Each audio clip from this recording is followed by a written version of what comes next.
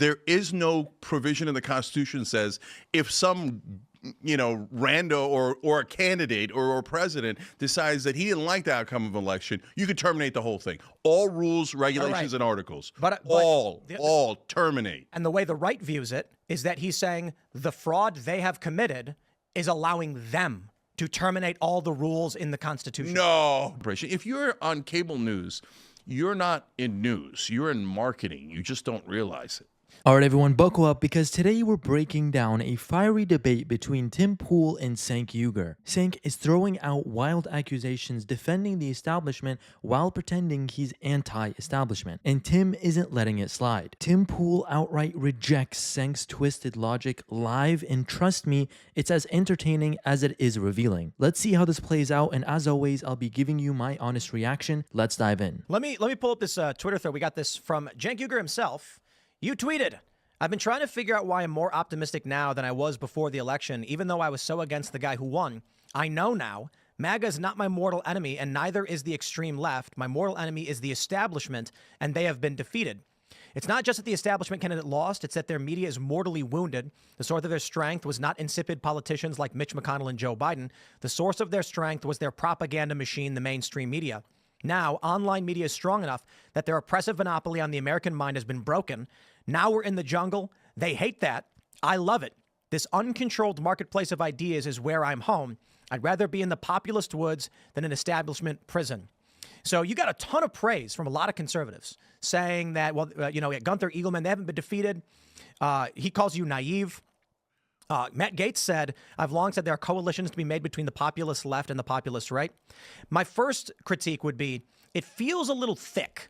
It feels, the election just happened, and you're a guy who's very critical of Donald Trump in very, very heavy ways. I still am. So how do you think Donald Trump engaged in an insurrection on January 6th? Yes. And you think that that's not a mortal enemy of you? You think the establishment is worse? No. So that's where it gets complicated. So Donald Trump, I was dead set against him. Number one, I don't agree with most of his policies. But number two, after he did a fake elector plot to overthrow the government and he said to terminate the Constitution, I'm out forever. I'm never, ever, ever going to vote for that guy. Okay? I don't care if he was a Democrat or a Republican. You write, I want to terminate the Constitution and I'm done with you. Okay? So I believe that before the election. I believe it after the election. I haven't changed a single policy position. I haven't changed a single opinion. Okay? So, but what that comes from, Tim, is that tweet is a genuine feeling that I had. And it's interesting because a lot of our viewers agreed with me, okay? And so the feeling is, wait, that's weird. I really didn't want Trump to win. Not like, yay, I wanted Trump to win the day after he won. No, I didn't want him to win, right? But so why do I feel this strange feeling of optimism, right? And I'm not optimistic about most of his picks. I'm not optimistic about most of his policies, et cetera. Certainly not the people who he surrounds himself with. And what I realized, and that's why I say it in the middle of the tweet, I know now. I figured it out. And what it is we, especially on the left, you're in an establishment prison, okay? So the minute you step out the guardrail, away from the guardrails, intruder alert, right? And so, how dare you say that it's the donors, you conspiracy theorists. How dare you say the politicians aren't honest? How dare you say that about Nancy Pelosi and Joe Biden? Well, now the how dare yous sound hollow. They sound like, no. You guys are the morons who lost many, many times. So you don't get to say how dare you anymore, right? So that feeling of liberation within the left, within the Democratic Party, is what's critical.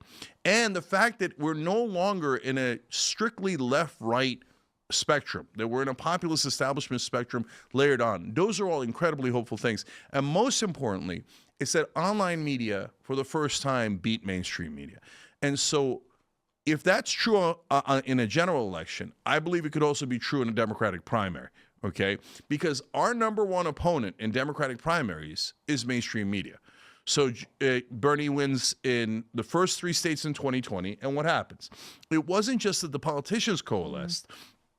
It's that all of cable news coalesced, and they all came in. Bernie's a Nazi. Bernie's going to execute people. I don't think in any of Central them Park. called him a Nazi. Ah, yes, the external victim Bernie Sanders. Look, cable news didn't call Bernie a Nazi, they just said his supporters had authoritarian vibes. Bernie's supporters rioting in the streets, attacking Trump rallies, and cheering for socialism like it hasn't failed everywhere it's been tried. That's not exactly freedom-loving behavior. And let's be honest, Bernie's biggest enemy wasn't cable news, it was the Democratic establishment. The same establishment Cenk keeps defending half the time. And also the same establishment that rigged the 2016 primary and then teamed up with the media to crush his momentum in 2020. So yeah, cry me a river, Cenk. Maybe Bernie should have stood up his own party instead of letting them walk all over him. Nazi. No, they literally did. Did Yes. they call Bernie a Nazi? Which mainstream media? So first of You're all, dumb enough Chuck- to do that. No, I don't. Wait. They call Chuck everyone they don't Todd like a said his Nazi. supporters were brown shirts, which are Nazis. Okay, but nobody's saying Bernie Sanders on these networks. Yeah, no. I don't have the quote in front of me here. I don't have a computer, or whatever. But someone insinuated that he was on that side, right? And so it happened 3 different times. Do you think the election was stolen from Bernie? Stolen is a word that's loaded, right? So Agreed. In 2016, the DNC funneled money from donors to into the state parties and then to Hillary Clinton's campaign. Okay, so that is illegal. They should not have done it. I'm sorry, I don't remember if it was illegal or outside the rules of the Democratic Party, but it was definitely outside the rules. I think right? a lot of people cite in 2020 that because a lot of the different mainstream candidates decided to drop out at the same time is likely for a cabinet No, seat that's with not Joe rigged. Biden. You don't think that was okay? No, that's not just rigged. politics. Yeah. And to follow up, it kind of sounds like through this tweet, you're kind of talking about, I think you're talking outside of both sides of your mouth when you're saying MAGA is not my mortal enemy. My mortal enemy is the establishment. Can you be a little bit more explicit with what you're talking about policy-wise? Because I feel like a lot of the things you are going to say is MAGA. So please go ahead. Yeah. So I it don't was want Chris you to get me- Matthews and Jonathan Lass. They both referred to Bernie Sanders as his supporters as brown shirts. Yeah. Brown But they didn't Bernie- call him a not. Yeah, Chris right. Matthews. No, these are very different apologized, things. But fair and he point. stepped down. They called his supporters brown shirts. Yeah. I wouldn't be surprised if they've acted like it when Antifa came out and rioted very often. I gotta calling do, him I gotta a do, supporters- I gotta found do, I gotta do one thing real quick because you said that Trump called for the termination of the Constitution. I'm gonna read the quote. Trump posted, do you throw the presidential election results of 2020 out and declare the rightful winner, or do you have a new election? A massive fraud of this type and magnitude allows for the termination of all rules, regulations, and articles, even those found in the Constitution. Our great founders did not want and would not condone false and fraudulent elections. I would draw the distinction in. Obviously, I see you're more as a progressive. You're gonna view it from a left lens, which is Trump is saying this allows us to terminate the rules. My interpretation is he's saying, in general, a fraud of this magnitude would allow generally for anybody. But Tim, he's talking about that election. Indeed. And number 2, no, there is no provision in the Constitution that says if some rando or a candidate or a president decides that he didn't like the outcome of an election, you could terminate the whole thing. Cenk is throwing out a wild swing with this self-righteous Constitution lecture. Isn't it funny how the left only defends the Constitution when it's convenient for their agenda? They'll happily ignore the First and Second Amendments or redefine due process to suit their narratives. But suddenly, they're die-hard constitutionalists when it's about Trump. Look, Trump's rhetoric is hyperbolic, sure, but let's not pretend the left hasn't floated their own ridiculous ideas. By the way, Cenk, how's that love for executive overreach working out for you? Just asking for a friend. All rules, regulations, and articles. But all terminate. And the way the right views it is that he's saying the fraud they have committed is allowing them to terminate all the rules in the Constitution. No, Tim, you're making crazy excuses. That's not what that I'm telling you, says that's at what- all. Not 1%. No, I'm not So going to. he's saying it allows for the termination of all rules, regulations, and articles in the Constitution.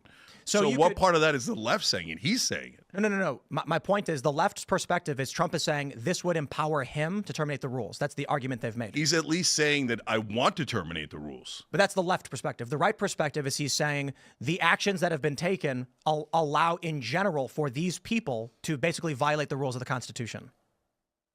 No, that doesn't make any sense. That's not what that's not even close to what he said. Well, I understand that's your perspective. I'm telling you what Yeah. conservatives are saying. Yeah, I don't even think conservatives are. So have you seen that anywhere? Yes. I mean, that's a fun interpretation that you had. But I that's could just basically- reverse everything that Biden. Well, Biden said he was young and dynamic, but he meant he was old and senile. It would be like saying precedent from the Supreme Court would allow us to do X, Y, or Z, not saying that you intend to do it or want to do it, but the actions taken by the Supreme Court are allowing the states to do something, right? So when the left says the overturning of Roe v. Wade is going to allow for women to be put in, red dresses and caps, they're not advocating for the Handmaid's Tale. They're saying a court precedent would allow for something like this to happen. That's the perspective from conservatives, and that's why when you say, "Wait, I don't get it at all, Tim. How in the world is Trump saying a massive fraud like this means that you terminate all rules and regulations of the Constitution and articles of the Constitution? How is that interpreted as he thinks the left is saying it?" So in the instance of the Supreme Court issuing a ruling on Roe v. Wade, if a Democrat said this allows for women to be forced to give birth, that's not a Democrat saying they want to force women to give birth, is it? They're saying... Yeah, but Trump isn't saying that. Trump is saying that because of the fraud against him, we should consider or terminate all rules, regulations, and articles of the Constitution. It's not at all unclear. I'm not telling you that that's not your interpretation. You're not entitled to it. I'm saying conservatives view it from another lens. Yeah, I think that's wishful thinking because they want to make excuses for it. By all means, you can think that. That's why almost every single Trump supporter will say he did not say to terminate the Constitution. Yeah, that's just nonsense. You're just looking at it and go, okay, I'm going to read it in backwards. So if Bernie said that, I'd be done with him in a second, in 1 second flat. Any politician I support says, maybe we should, there was something, he was an injustice against me. Let's terminate the Constitution. No, get the hell out of here. That's it. I'm done with you. Here's the consistent moral high ground speech. Cenk's out here pretending he'd drop any politician who said something extreme. When Democrats violate constitutional principles, Cenk finds a way to justify it every single time. Hunter Biden scandals, excused. Biden's unconstitutional student loan bailout, excused. But Trump uses hyperbolic language and suddenly Cenk's drawing a hard line in the sand. Give me a break. If this is the standard, no politician in history would pass his purity test. He does. All right, whatever. I mean, I don't know what to tell you. Look, I don't, look, we can argue about the English language. Maybe in German he doesn't mean that, but in English, he said terminate the Constitution. He didn't say the Democrats think to terminate the Constitution. He said the exact opposite. And Tim, it's not 1% unclear. So conservatives can take that and go, okay, I wish to interpret it as him talking about the left, even though he says it's about him and the fraud against him. You can wish to a sentence to mean anything you want, but that's what it means. And guys, what are we pretending that he didn't try to steal the election? I know I don't think he did. Okay, yeah, all right. So, I mean, we could go back in that old debate, but it doesn't really matter because he won this time around, right? So we're done with it. Now, if he goes back and says, I'm not leaving, then we're not done with it, and that's part of what I'm worried about. So that's why 84 by that point, something like that. Yeah, so I'm less worried now because the popular vote was on his side. So now the right. You're not seriously scared of him staying in office for another term because I've heard that before. Like, I don't know if you seriously but here's the thing, brother. When somebody says I'm going to terminate the Constitution, when someone says, I don't have real electors, I have fake somebody electors. says I'm not going to pardon my son. All right, this is peak Cenk. Terminate the Constitution is such a bad faith interpretation of Trump's statement. The guy has been under relentless attacks from every angle, and when he pushes back, they twist his words to make him look like a villain. Meanwhile, Joe is out here openly ignoring Supreme Court rulings, pushing illegal mandates, and abusing executive power, but that's fine, right? Because it's for the greater good. If Cenk really cared about constitutional integrity, he'd be calling out his own side, but that's not happening. Then pardons my son. We're dealing with politics, and all of these guys are full of it and liars. Nonsense. So lies from Republican matter, but not lies from Democrats. No, not at all. Not at all. Because both Biden and Trump have done horrific pardons, egregious, unacceptable pardons. But Trump doing a pardon of Charles Kushner, which is very similar to Hunter Biden's pardon, is terrible. But I wouldn't say, you should never vote for that guy. You can't vote for that guy. That means terminate the Constitution. It doesn't mean any of that. It just means it's a crappy pardon, okay? So there's a giant difference between, hey, I disagree with you, or you did something really wrong, and I'd like to end the country by ending our Constitution and our democracy. So to Tim's point, whether you guys agree with me or not, whether the right wing agrees with me or not, that was my concern, okay? So am I less concerned about it now? Yes, not because they've changed it all. but because Trump won the popular vote. Cenk ends with his usual "I'm just being honest" routine. Sure, he's honest about his disdain for Trump and his desperation to stay relevant. He's trying to play both sides here, but it's not working. You can't say you're against the establishment while defending their every move. Tim's patience here is impressive because Cenk just keeps talking in circles, trying to sound profound, and spoiler alert, he does not. But hey, that's why debates like this are so revealing. You can see who actually has principles and who's just posturing. It is truly all on display here. Let me know your guys' thoughts in the comments below. Is this just more political theater, or are we finally seeing the cracks in the establishment narrative? Let me know in the comments below, and we'll see you guys in the next one.